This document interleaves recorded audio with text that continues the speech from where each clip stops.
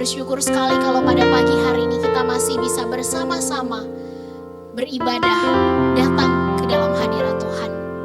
Meskipun masih di rumah saja, tapi kiranya itu tidak mengurangi rasa sukacita kita untuk datang kepadanya. Teman-teman, saya undang untuk bangkit berdiri. Kita mengakui bahwa pertolongan kita dalam ibadah pada pagi hari ini adalah dalam nama Tuhan yang menjadikan langit dan bumi. Kasih karunia dan damai sejahtera dari Allah Bapa kita dan dari Tuhan Yesus Kristus menyertai kita sekalian. Amin. Teman-teman dipersilakan untuk duduk kembali. Mari bersama-sama kita mau memuji dan memuliakan nama Tuhan. Karena hanya Dialah yang layak untuk menerima segala pujian yang kita hadirkan. Be glorified. Glory to God in the highest. For your great and matchless name, I worship you and honor you. You're lifted up in this place. Jesus the Son, there's no other. Heavenly King, Lamb of God. For you alone, the Holy One. You're lifted up in this place. Oh God, I worship you.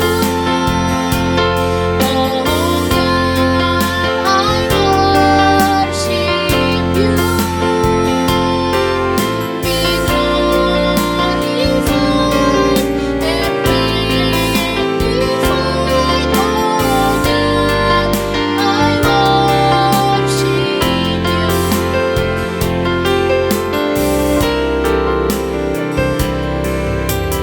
Glory to God in the highest.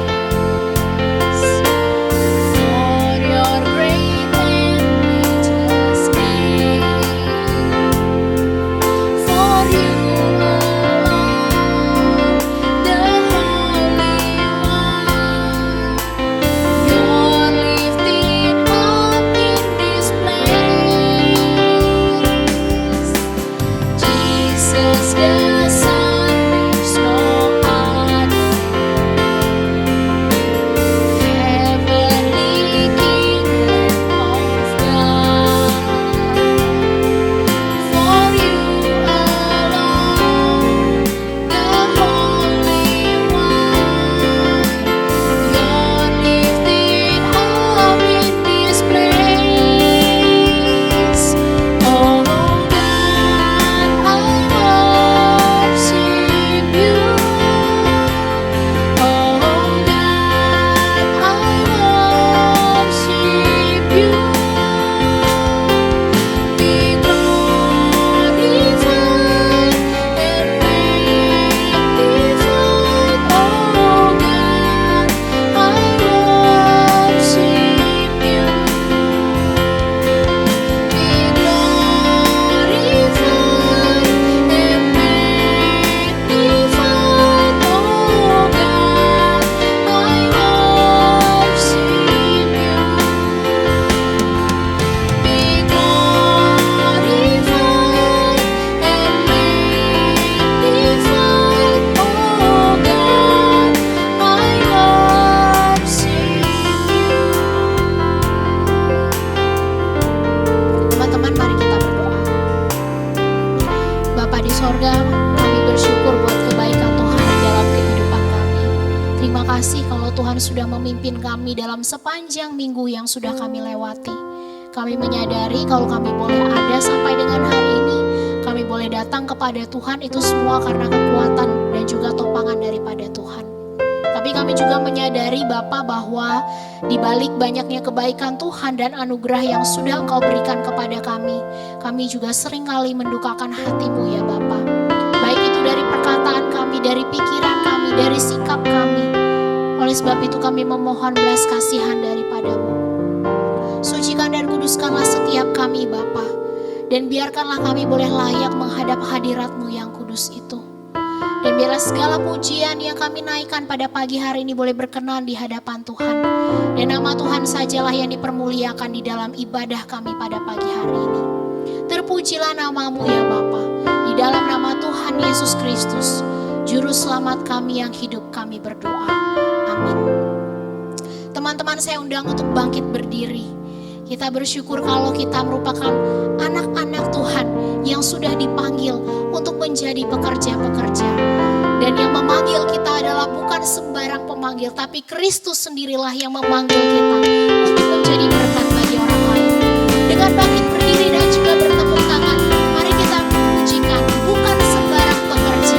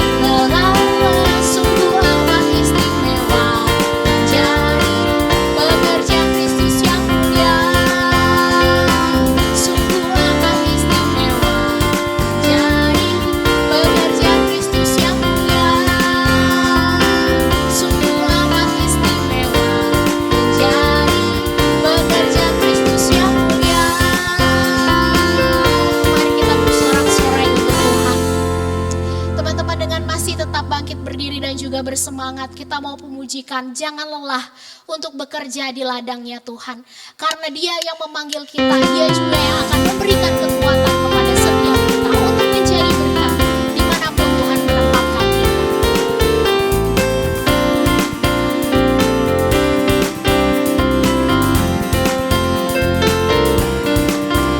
Jangan lelah bekerja di ladangnya Tuhan, Roh Kudus yang beri kekuatan, yang mengajar dan menopang.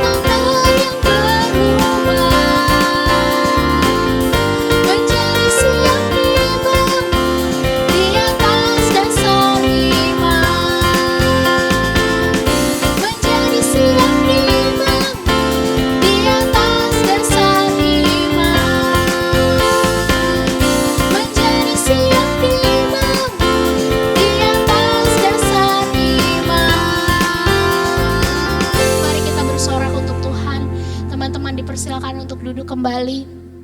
Kita mau persiapkan hati kita untuk mendengarkan kebenaran firman yang akan disampaikan oleh hambanya.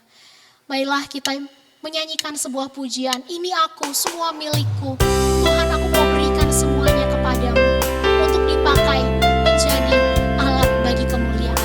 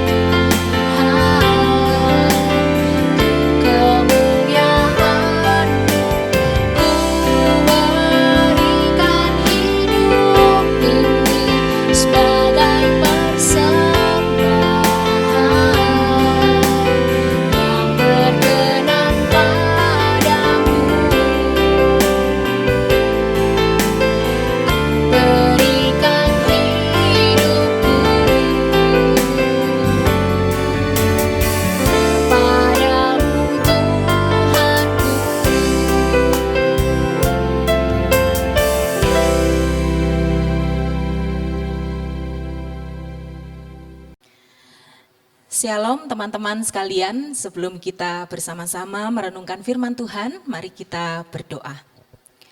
Bapa dalam surga, berbicaralah kepada kami sekalian, sebab kami yang ada di sini, baik itu yang sedang di rumah masing-masing, ataupun kami yang berkesempatan untuk bisa beribadah di gereja, biarlah Engkau menolong kami untuk tetap bisa menghayati firman Tuhan. Karena kami tahu bahwa firman Tuhan diberitakan dimanapun dan kapanpun.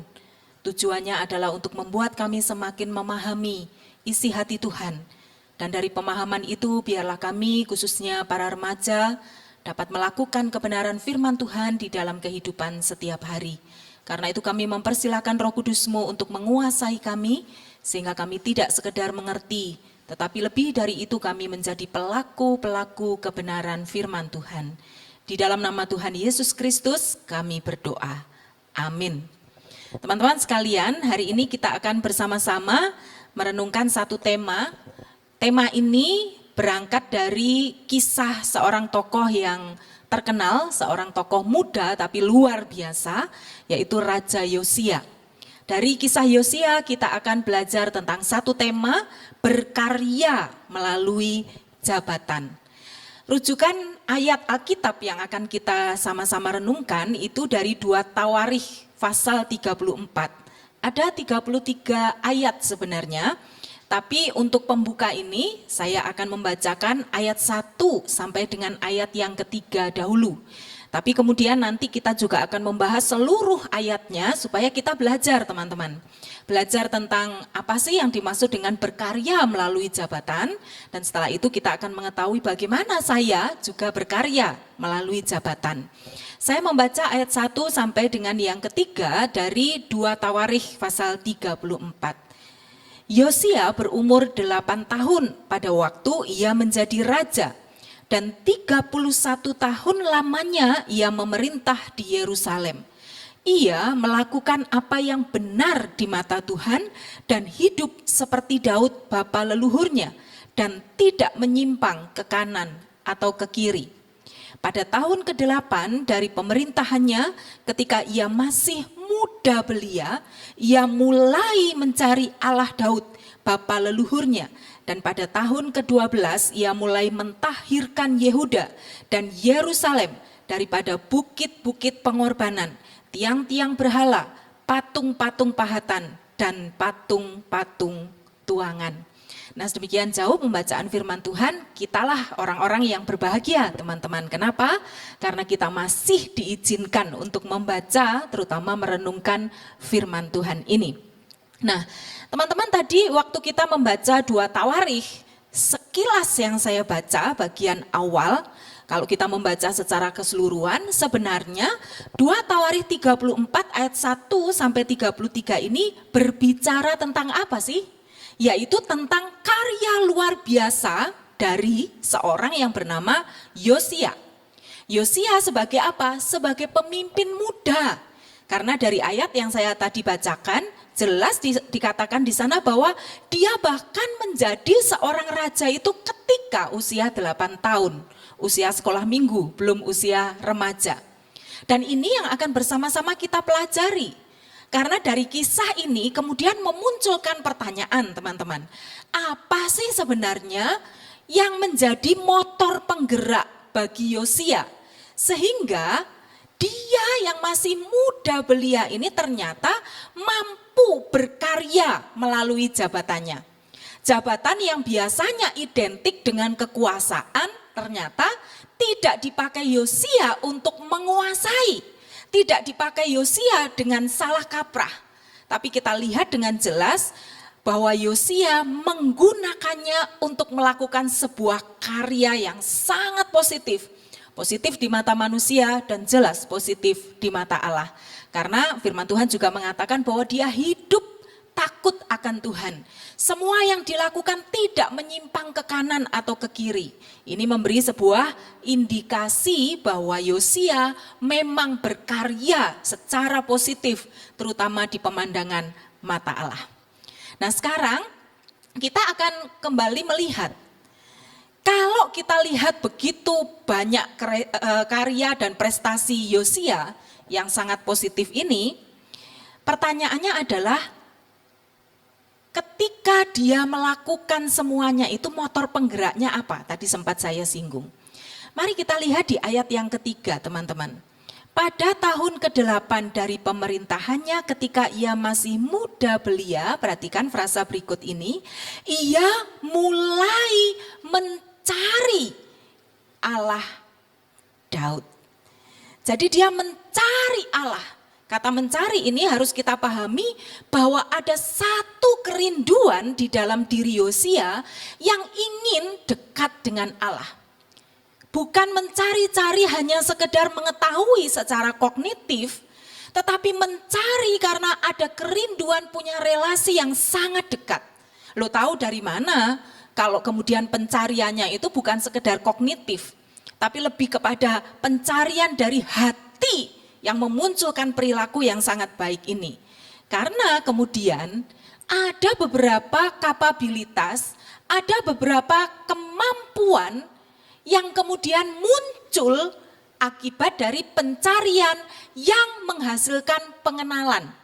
Pencarian hanya sekedar mengetahui itu tidak akan menghasilkan pengenalan biasanya.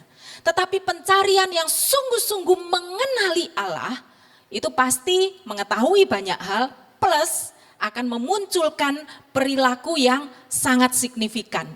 Nah, perilaku-perilaku apa yang kemudian dimunculkan oleh Yosia ini, teman-teman?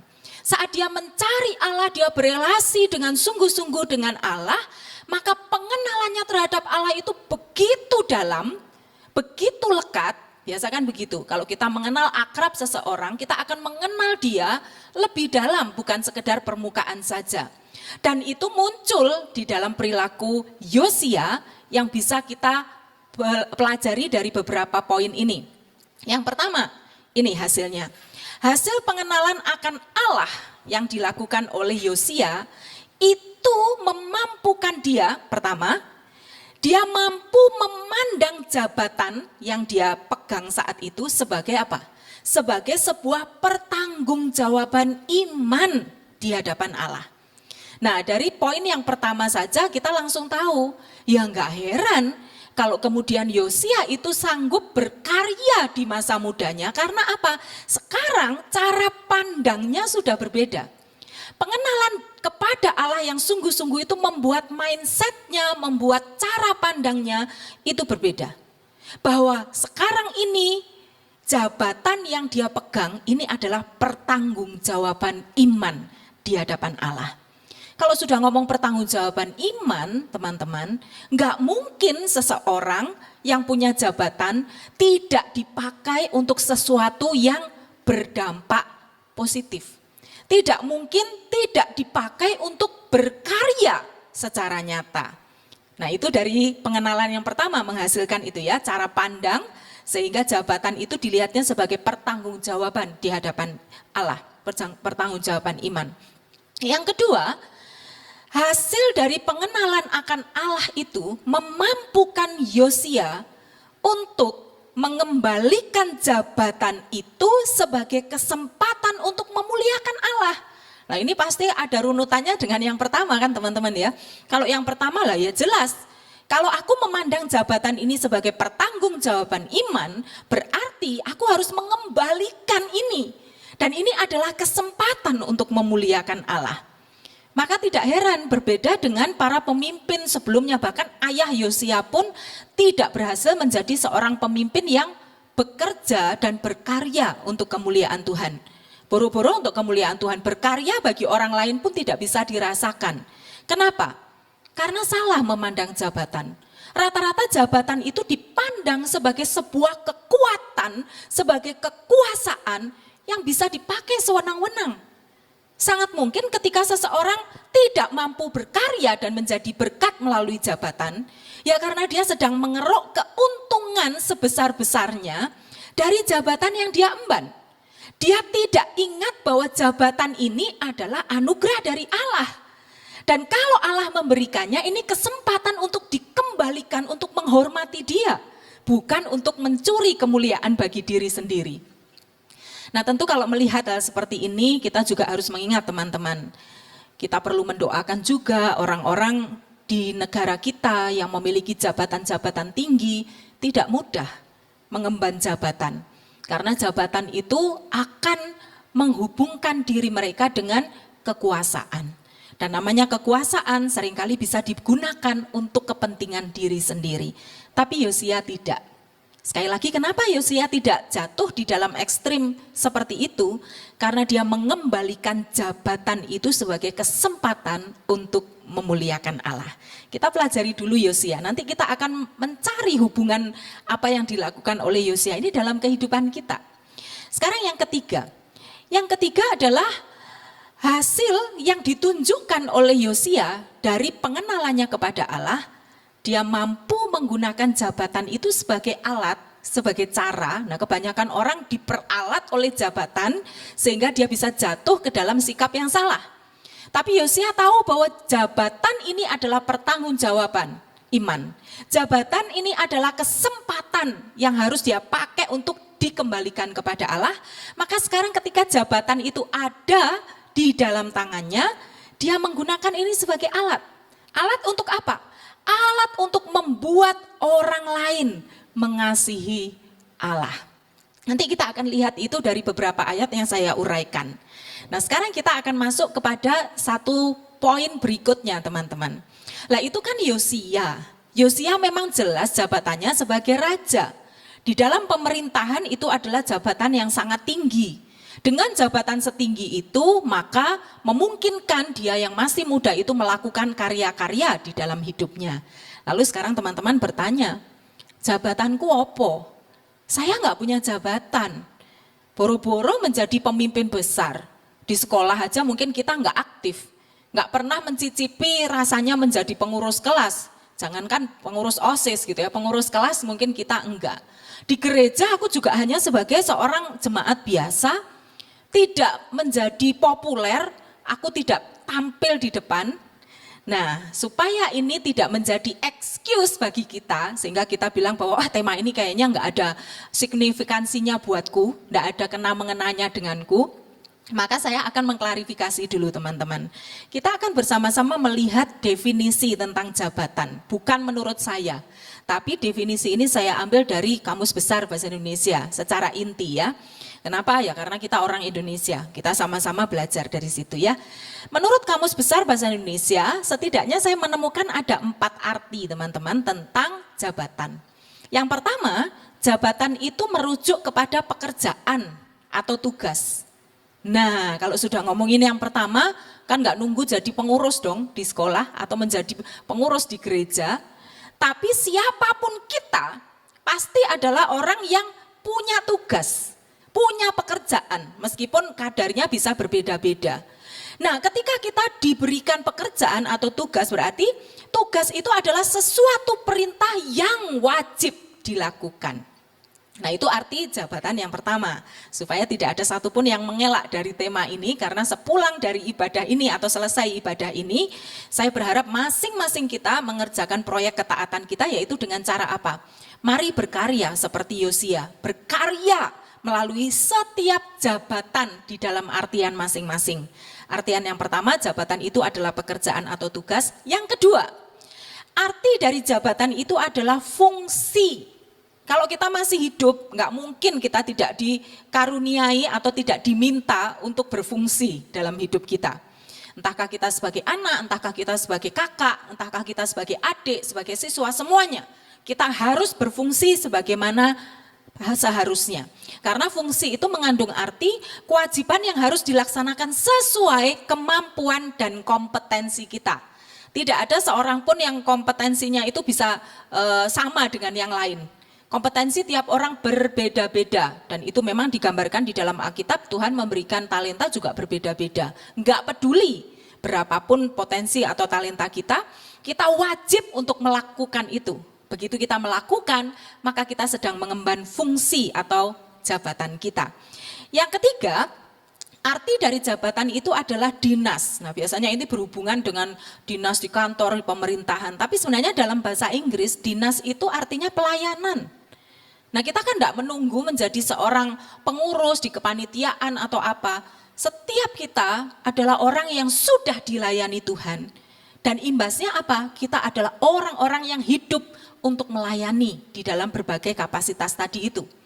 Jadi Tuhan juga akan meminta kita berkarya lewat jabatan kita, yaitu lewat pelayanan kita, entah itu formal atau informal, tapi tetap kita harus berkiprah di dalam pelayanan itu.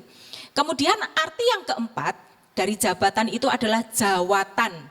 Nah, saya kembali mengecek dalam bahasa Inggris, artinya jawatan itu posisi. Posisi apapun, beruntunglah kita atau teman-teman yang misalnya sekarang punya posisi yang baik, punya satu posisi yang bisa dikenal orang, wah apalagi. Kita juga diminta untuk berkarya, sama seperti Yosia. Karena Yosia menyadari bahwa jawatan atau jabatan itu sebagai pertanggungjawaban iman, bahwa jabatan itu adalah kesempatan untuk memuliakan Tuhan dan sebagai alat serta cara untuk membuat orang lain mengasihi Allah, maka kita pun diminta hal yang sama. Saya harap kita clear dulu sampai pada definisi ini, karena setelah ini kita akan menghubungkan teladan Yosia dan aplikasi di dalam kehidupan kita sehari-hari. Yosia yang punya jabatan di dalam pemerintahan, dia memberikan beberapa teladan. Kita yang mungkin untuk konteks sekarang, karena usia kalian juga belum memungkinkan untuk memiliki jabatan persis seperti Yosia di pemerintahan, tapi seperti definisi yang sudah saya sampaikan, setiap kita sebenarnya sekarang ini sedang mengemban jabatan di dalam beberapa definisi yang ada. Sehingga dari sini kita clear, nanti setelah ibadah ini semua harus memikirkan secara konkret apa yang bisa aku lakukan untuk berkarya melalui jabatan. Mari sekarang kita lihat. Di slide yang akan kalian lihat ini, kalian akan tahu bahwa ada satu pertanyaan praktis. apa yang dilakukan Yosia dan apa pula penerapan praktisnya bagiku. Kalau di slide saya tulis bagi kita, tapi mari kita membacanya bagiku itu apa. Teman-teman nanti kalian sambil baca sendiri, saya berharap teman-teman sambil membuka Alkitabnya. Saya ingin menunjukkan jawaban-jawabannya melalui rujukan beberapa ayat. Yang pertama ayat 3 sampai dengan ayat yang ke-7.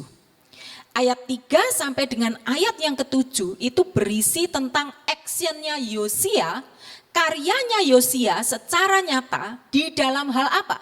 Di dalam menghancurkan penyembahan berhala. Nah ini memang warisan dari orang tuanya justru. Ayah Yosia bukan orang yang takut akan Tuhan dan bahkan bukan saja mengizinkan terjadi penyembahan berhala, dia pun melakukan hal yang sama. Dan Yosia sebagai pemimpin muda, ingat dia punya pertanggungjawaban iman di hadapan Allah, dia tidak tinggal diam. Kemudaannya, umurnya yang masih belia tidak menjadi alasan untuk dia berpangku tangan dengan alasan bahwa aku belum bisa apa-apa. Yosia masih bisa atau tetap bisa melakukan sesuatu sesuai dengan kapasitasnya. Kapasitas Yosia dibantu oleh orang-orang kepercayaannya memerintahkan mereka untuk apa? Menghancurkan penyembahan-penyembahan berhala itu. Berbagai tempat, berbagai macam bentuknya itu dihancurkan oleh Yosia. Lalu kalau ini kita aplikasikan di dalam kehidupan kita, karya apa yang bisa kita lakukan melalui peran kita, melalui fungsi kita. Teman-teman mungkin kita tidak secara harafiah menghancurkan penyembahan berhala yang dilakukan oleh Yosia itu. Tapi di dalam kehidupan kita, di dalam peran dan fungsi kita sebagai anak-anak Tuhan, mari kita belajar berkarya dengan cara hati-hati dan mawas diri, jangan sampai kita menjadi batu sandungan. Bukankah penyembahan berhala itu membuat akhirnya Israel menjadi sandungan bagi orang-orang atau bangsa yang lain. Bangsa-bangsa lain yang melihat bahwa orang Israel adalah pilihan Allah, memiliki Allah yang hidup. Gara-gara ada orang yang tidak sungguh-sungguh berkarya sebagai pertanggungjawaban iman di hadapan Allah, maka terjadilah penyembahan-penyembahan berhala. Hidup tidak sesuai dengan kehendak Allah. Sehingga di waktu yang sama, itulah saat di mana Israel telah menjadi batu sandungan bagi banyak orang. Teman-teman, dalam hidup kita, kalau kita tahu bahwa hidup ini adalah pertanggungjawaban di hadapan Tuhan, pertanggungjawaban iman di hadapan Tuhan, maka hal pertama yang harus kita waspadai, hal yang membuat kita harus mawas diri adalah, mari jaga setiap peran kita, setiap fungsi kita, entahkah kita masih sebagai siswa, entahkah kita sebagai anak, entahkah kita sebagai tetangga, entahkah kita sebagai teman, mari kita jaga supaya kita jangan jadi batu sandungan. Sekali lagi yang dilakukan Yosia saat dia menghancurkan penyembahan-penyembahan berhala. Karena Yosia tahu umat Allah harus menjadi berkat bagi banyak orang, bukan menjadi batu sandungan. Itu hal yang pertama. Sekarang kita akan melihat lagi apa yang dilakukan Yosia, teman-teman. Ketika Yosia itu berkarya melalui jabatannya, di ayat yang ke-8 sampai 13, jadi tadi ayat 3 sampai 7, ayat 8 sampai 13, itu dia melakukan satu karya yang real. Dia mulai mengalokasikan dana, yaitu uang yang memang untuk pembangunan, kala itu memang dipakai khusus untuk memperbaiki rumah Allah, dia alokasikan sesuai dengan maksudnya. Dia alokasikan tepat seperti seharusnya. Kenapa begitu? Karena di masa sebelumnya tidak seperti itu. Ada alokasi-alokasi potensi termasuk dana yang tidak dilakukan semestinya. Dan ini adalah sebuah bentuk apa? Bentuk hal yang sangat mendukakan hati Allah. Padahal Allah ingin bahwa ketika kita memiliki berbagai macam potensi, entahkah itu secara materi, berbentuk uang, ataukah itu potensi berbentuk bakat, talenta, kan harusnya dialokasikan sesuai dengan yang dikehendaki Allah. Untuk apa? Ya supaya menjadi sebuah karya yang memberkati banyak orang. sebuah karya yang berdampak nyata. Nah, Yosia mengingatkan kepada seluruh umat Israel dan kita pada hari ini, bahwa saat dia memegang jabatannya, di dalam poin yang kedua saya ingin menghubungkan kata jabatan ini dengan definisi pekerjaan dan potensi. Mari kita belajar setiap pekerjaan, setiap potensi, setiap talenta, setiap kemampuan, biarlah itu kita alokasikan untuk menyenangkan hati Tuhan. Apapun itu. Ada seorang yang mengatakan bahwa aku pengen nanti anakku jadi ini.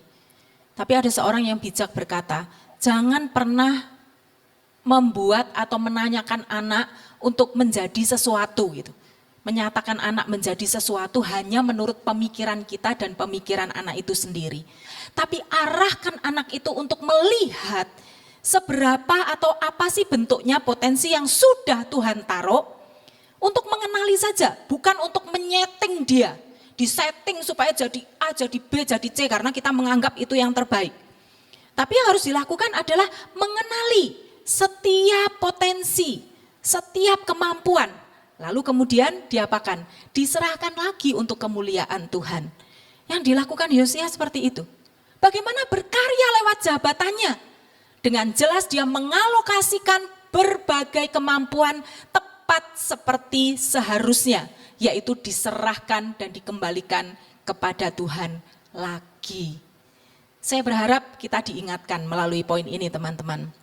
Apapun pekerjaanmu, apapun potensimu, apapun talentamu, ingat bahwa itu juga menjadi kesempatan kita untuk memuliakan Tuhan. Berikan kepada Tuhan, kembalikan untuk membuat Tuhan senang. Kalau kita sulit memahami memuliakan Tuhan itu ya apa sih?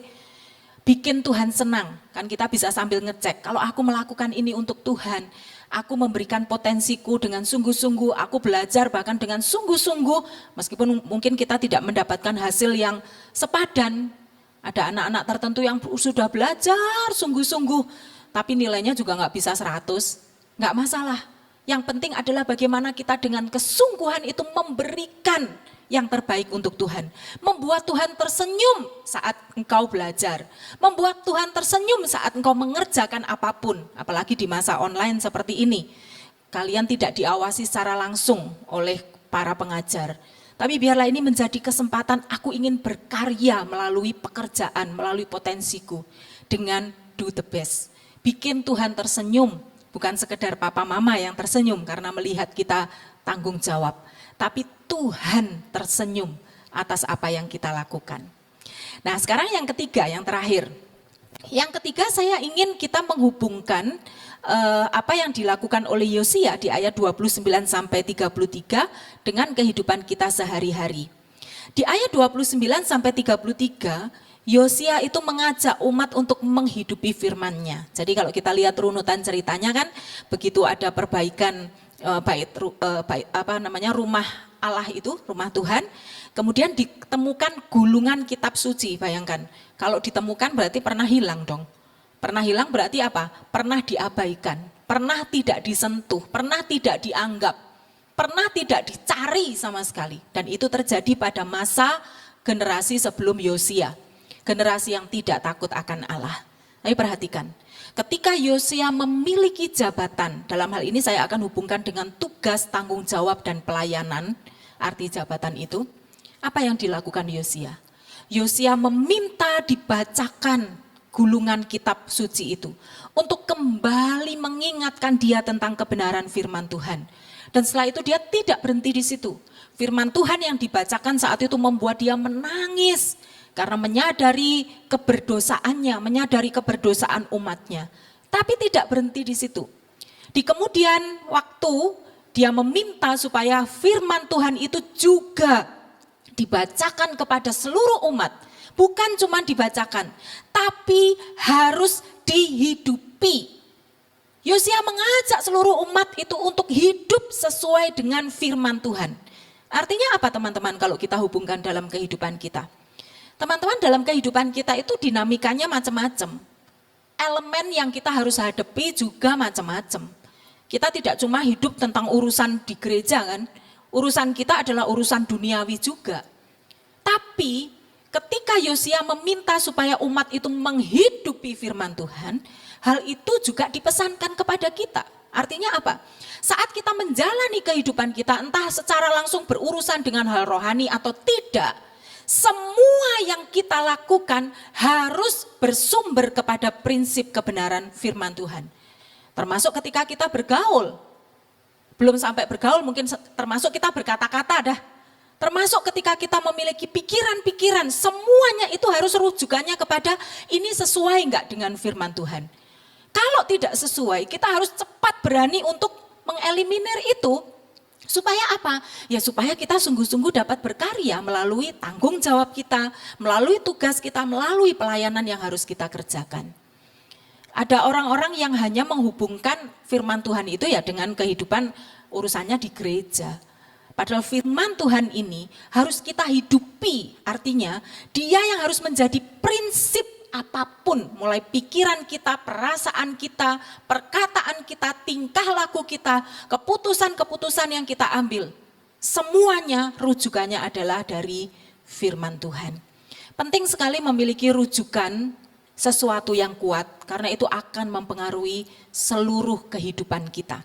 Teman-teman mungkin pernah mengetahui sebuah kisah gitu di China gitu ya, tahun berapa ya, kalau nggak salah tahun 2000, mungkin 2006 atau berapa gitu ya, atau 2016, saya lupa. Pokoknya ini peristiwa sudah beberapa tahun yang lalu, tentang seorang anak yang bernama Zhang Da.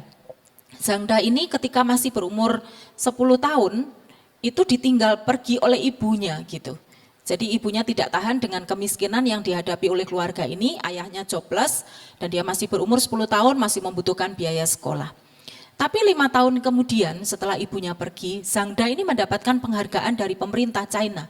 Dia masuk ke dalam satu kategori orang yang luar biasa. Kalau nggak salah waktu itu hanya diambil sekitar berapa ya, 7 atau 9 orang dari seluruh China, orang yang dianggap memiliki sesuatu yang luar biasa. Dan Zhang Da ini adalah satu-satunya anak kecil yang mendapatkan nominasi itu, bahkan mendapat penghargaan itu. Nah, kenapa dia bisa mendapatkan penghargaan sebagai seorang yang luar biasa saat itu? Karena dia merawat ayahnya yang tidak bisa bekerja dan dia sakit. Dia merawat ayahnya selama 5 tahun seorang diri. Dan merawatnya bukan sekedar mengurus kebutuhan sehari-hari, tapi juga memberikan nafkah gitu untuk ayahnya itu. Jadi dia tetap pergi sekolah, dia tetap menjalankan tugasnya secara bertanggung jawab. Tugas ini kalau kita hubungkan dengan tema kan jabatan gitu ya. Dia tetap menjalankan tugasnya secara bertanggung jawab, dia tetap sekolah.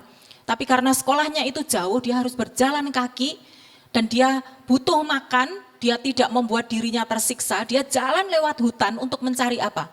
Mungkin ada buah-buah yang jatuh di hutan itu, atau yang lebih banyak dimakan itu adalah jamur-jamur. Jadi dia melihat kalau jamur ada yang bisa dimakan, dia makan. Dan ternyata selama 5 tahun itu dia tidak pernah sakit sama sekali, karena justru dia makan makanan yang sehat dari hutan itu. Dan selama 5 tahun itu juga, sepulang dari sekolah, tidak ada excuse bagi dia kerja sebagai pembelah batu. Dia membelah batu dari sebadan sekurus itu dapat berapa sih? Tapi seberapa pun dapatnya, dia tidak pernah pakai itu untuk kepentingan dirinya sendiri. Dia berikan kepada ayahnya untuk makanan buat ayahnya. Kalau untuk makanan diri sendiri dia tidak ambil dari uang hasil belah batu itu. Dia makan dari hasil yang di hutan, dia nemu apa di hutan. Nah kemudian dia juga beli obat-obatan untuk ayahnya. Dia bahkan meminta seorang suster untuk mengajari cara menyuntik kalau ayahnya butuh obat. Dia beli buku-buku bekas supaya dia bisa belajar tentang obat-obatan yang dibutuhkan untuk ayahnya. Dan kemudian dia akhirnya mendapat penghargaan dari pemerintah China. Apa yang membuat anak ini begitu gigih melakukan semuanya tanpa peduli bahwa sebenarnya kamu masih kecil. Sebenarnya kamu itu masih belum waktunya mengurus segala sesuatu. Nah dari wawancara yang dilakukan, pertanyaan-pertanyaan yang disampaikan, terlihat bahwa itu saking cinta dan hormatnya dia kepada ayahnya. Tapi di samping itu, dia juga menunjukkan cinta dan pengharapan kepada ibunya untuk kembali sebagai keluarga yang utuh. Dalam pertanyaan yang disampaikan seorang yang sangat kaya karena ingin memberikan hadiah kepada dia, dia ditanya, apa yang kamu ingini Mungkin kamu ingin sekolah kedokteran, mungkin kamu pengen punya rumah di kota, mungkin kamu pengen punya uang segala macam. Tapi dia berkata, aku hanya ingin mamaku kembali. Dan dia mengatakan, "Ma, aku baik-baik saja selama 5 tahun. Aku bisa mengurus diriku sendiri, aku bisa mengurus ayah, pulanglah dan kita bisa kembali bersama." Teman-teman, yang ingin saya katakan di bagian ini, tidak peduli sebenarnya kekuatan kita itu berapa, usia kita berapa. Kita tetap bisa kok berkarya di dalam kehidupan ini. Asal mindsetnya jelas, asal motor penggeraknya itu jelas. Yosia memiliki motor penggerak karena apa? Dia mencari Allah dan dia mengenali isi hati Allah. Dia tahu apa yang Allah inginkan di dalam kehidupannya. Zangda aja yang dia keinginannya motor penggeraknya karena cinta kepada ayah ibunya, dia bisa berjuang seperti itu. Apalagi kalau kita seperti Yosia ini. Karena itu sebagai pesan penutup, mari kita renungkan apa yang dilakukan oleh Yosia ini. Bukan saja kita renungkan, masing-masing kita, tidak ada perkecualian. Setelah ini memikirkan karya apa yang harus segera aku garap di dalam hidupku. Tadi saya sudah memberikan petunjuk 3 hal yang diteladankan oleh Yosia. Paling tidak kita belajar untuk tidak jadi batu sandungan. Itu yang pertama. Lalu mari kita mengalokasikan setiap potensi, setiap kemampuan, waktu kita bahkan, biarlah kita alokasikan untuk menyenangkan Tuhan, jangan untuk menyenangkan diri sendiri. Kemudian yang ketiga, mari kita menjadikan firman Tuhan ini sebagai apa? Sumber utama dalam mengemban setiap perilaku kita, perkataan kita, bahkan pemikiran kita. Sehingga kita akan menjadi seperti yang dikatakan oleh Rasul Paulus di dalam 1 Timotius 4 ayat 12. Jangan seorang pun menganggap engkau rendah karena engkau muda. Jadilah teladan bagi orang-orang percaya dalam perkataanmu, dalam tingkah lakumu, dalam kasihmu, dalam kesetiaanmu, dan dalam kesucianmu. Tentu jika ayat ini dihubungkan dengan kisah Yosia, maka kita berkata bahwa kita menjadi teladan saat kita berkarya melalui jabatan. Kiranya Tuhan menolong kita sekalian. Amin. Mari kita berdoa. Tuhan, terima kasih, firman-Mu tidak pernah berhenti untuk menegur dan mendidik kami. Tolong karuniakan kepada kami hati yang selalu siap untuk dididik, ditegur, dan diarahkan kepada kebenaran. Karena itu kami mohon kiranya Roh Kudus-Mu yang menopang kami, sehingga firman Tuhan ini tidak sekedar kami dengar, tapi sungguh-sungguh kami hayati di dalam hati kami. Lalu kami dengan tekad yang kuat, dengan kekuatan dari Allah Roh Kudus, kami dimampukan untuk menjadi pelaku-pelaku kebenaran firman Tuhan. Jadikanlah kami Tuhan, para remaja yang sungguh mencintai Engkau, yang memiliki motor penggerak di dalam tugas kami untuk menjadi berkat sesuai dengan kapasitas yang ada, yaitu kerinduan kami untuk mencari Engkau dan mengenal Engkau lebih dalam di dalam setiap aspek kehidupan kami. Terima kasih Tuhan, berkatilah anak remaja-Mu dimanapun mereka berada. Kiranya Engkau terus menyertai dan menjadikan mereka berkat bagi siapapun di sekeliling mereka. Dalam nama Tuhan kami Yesus Kristus kami berdoa dan bersyukur. Amin. Tuhan Yesus memberkati. Untuk meresponi kebenaran firman Tuhan yang baru saja kita dengarkan, serta mempersiapkan hati kita untuk masuk dalam doa syafaat, mari teman-teman kita kembali memujikan lagu Ku Persembahkan Hidupku. Biarlah ini menjadi doa bagi setiap kita. Kita mau memberikan seluruh kehidupan kita untuk dipakai menjadi alat bagi kemuliaan Tuhan.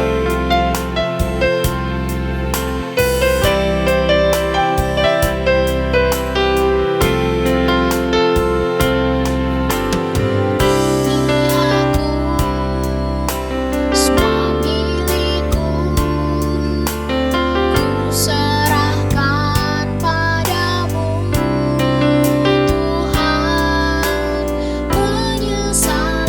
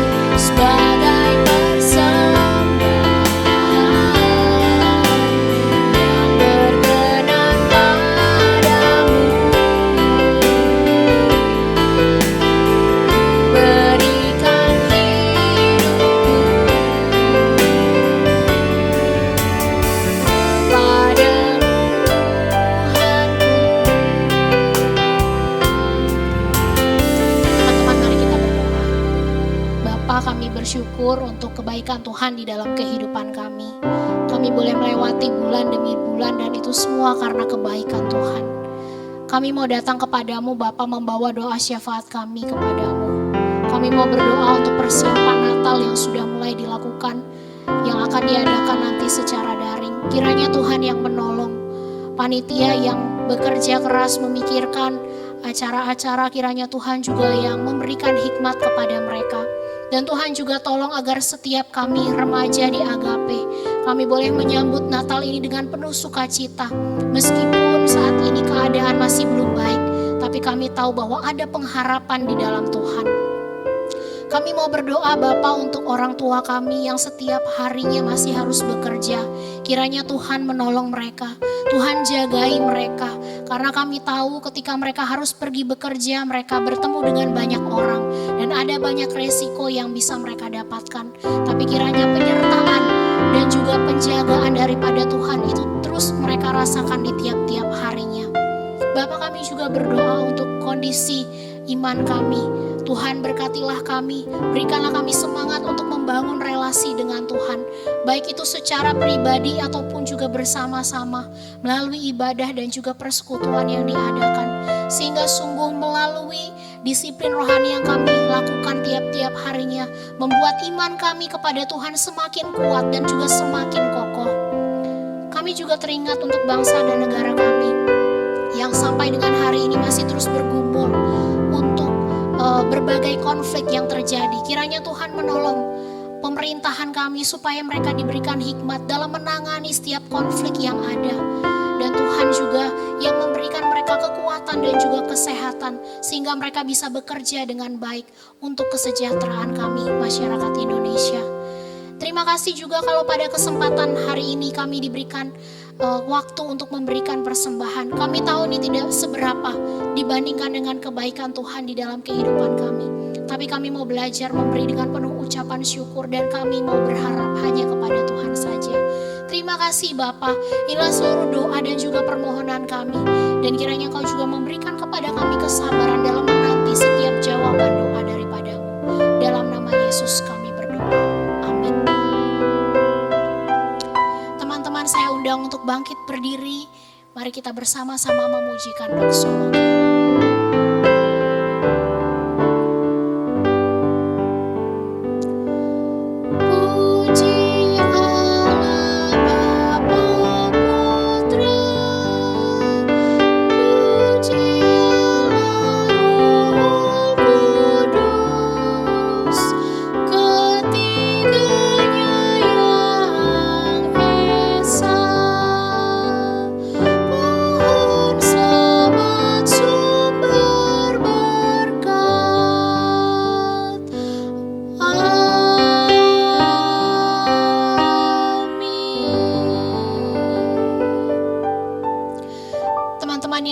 Oleh Tuhan, pulanglah ke dalam kehidupanmu sehari-hari dengan tetap terus mengingat firman Tuhan yang kau dengarkan dan jadilah berkat-Nya.